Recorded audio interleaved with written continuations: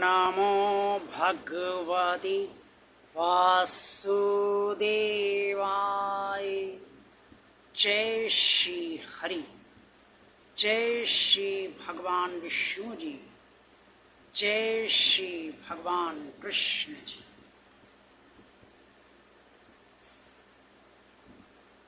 भगवान बहुत दयालु है,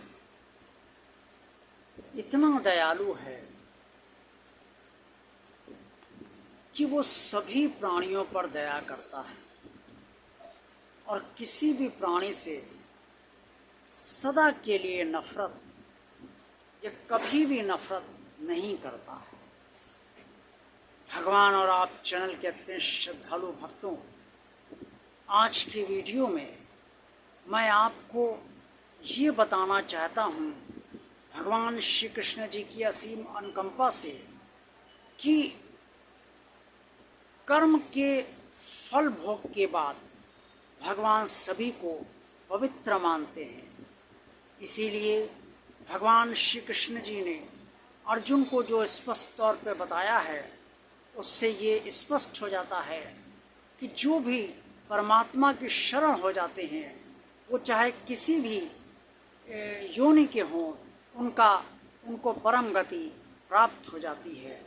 पाप कर्म करने वाले भी परमात्मा की शरण होकर परम गति को प्राप्त कर सकते हैं।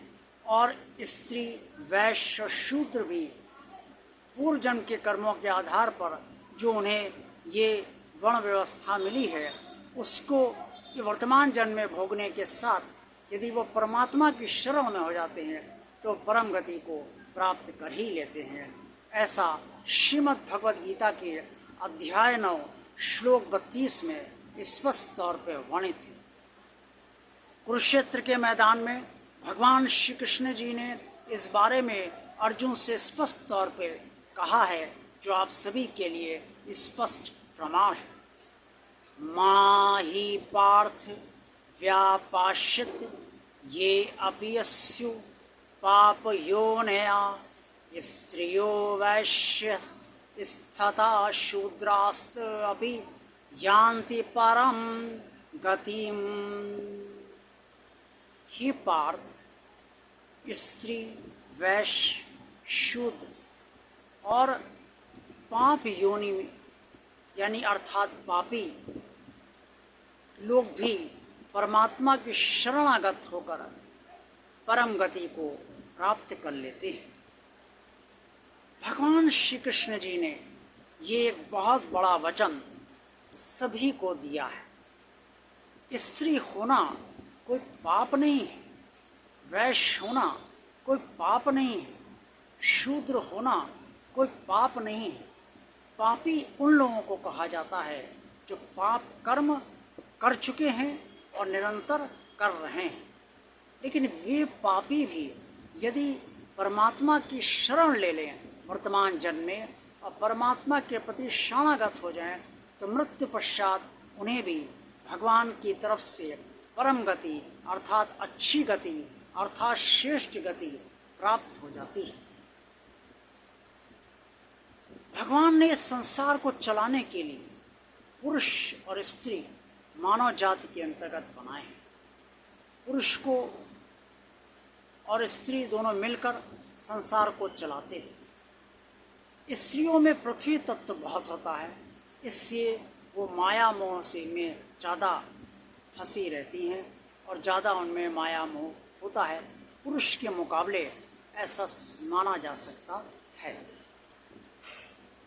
इसलिए भगवान श्री कृष्ण ने ये स्पष्ट तौर पे कहा है कि जो कि यदि स्त्री भी परमात्मा की शरण ले लेती है इस जन्म में, तो उसे भी मृत्यु पश्चात अच्छी गति श्रेष्ठ गति प्राप्त होती है। इसी तरीके से वैश्य हैं, व्यापार करते हैं, कारोबार करते हैं, ऊंच नीच कुछ न कुछ रोज हुआ ही करती है और अक्सर हुआ करती है। व्यापार के कभी ये मजबूरी होती है और कभी उनकी खुद की मजबूरी होती है, कभी लालच या कुछ और बात।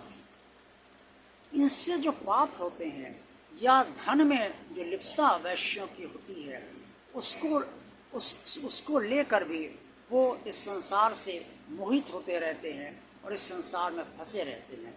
अतः वैश्य वृत्ति रखने वाले लोग भी यदि परमात्मा की शरण ले लें तो वो भी मृत्यु पश्चात परम गति को प्राप्त कर लेते हैं। और शूद्र जो जिन्हें वर्ण व्यवस्था के अंतर्गत शूद्र का कार्य जो इस समय कर रहे हैं, वो उनको भी ये पूर्व जन्म के कर्मानुसार जो भी वर्ण व्यवस्था वर्तमान जन्म में प्राप्त हुई बात अलग है, लेकिन यदि वो परमात्मा की शरण ले लेते हैं तो वो भी मृत्यु पश्चात परम गति को प्राप्त कर लेते हैं। परमात्मा को सभी प्रिय, जिसने अपने कर्मों का फल भोग कर लिया उसका पाप कर्म क्षय हो जाता है, अच्छे कर्मों का भोग कर लिया तो उसके अच्छे कर्म भी समाप्त हो जाते हैं। अर्थात जैसा कर्म वैसा फल, और फल भोगने के बाद वो कर्म अपने आप समाप्त हो जाता है। तो यदि पापी भी अब फल भोग करने के बाद परमात्मा की शरण ले लेता है या फल भोग करते हुए भी वो परमात्मा की शरण लिए रहता है तो मृत्यु पश्चात उसे परम गति अवश्य प्राप्त हो जाती है। ऐसा भगवान श्री कृष्ण ने अर्जुन से श्रीमद् कुरुक्षेत्र के मैदान में स्पष्ट तौर पर कहा है, और जो श्रीमद् भगवद गीता के अध्याय 9 श्लोक 32 में स्पष्ट तौर पर वर्णित है। अतः परमात्मा से जुड़े रहिए और सदा गहरा जुड़ाव बनाए रखिए ताकि परमात्मा की शरण में आप सब रहें और अगला जन्म आप अपना अभी से सुधारने का प्रयास अवश्य कीजिए। देखते रहिए भगवान और आप चैनल। वीडियो आज का पसंद आया तो लाइक अवश्य कीजिए। जिन श्रद्धालु भक्तों ने भगवान और चैनल को अभी तक सब्सक्राइब नहीं किया है वो इसे सब्सक्राइब, भगवान का कार्य आगे बढ़ाने के लिए और भगवान का कार्य चलता रहे इसके लिए अवश्य सब्सक्राइब कर दें।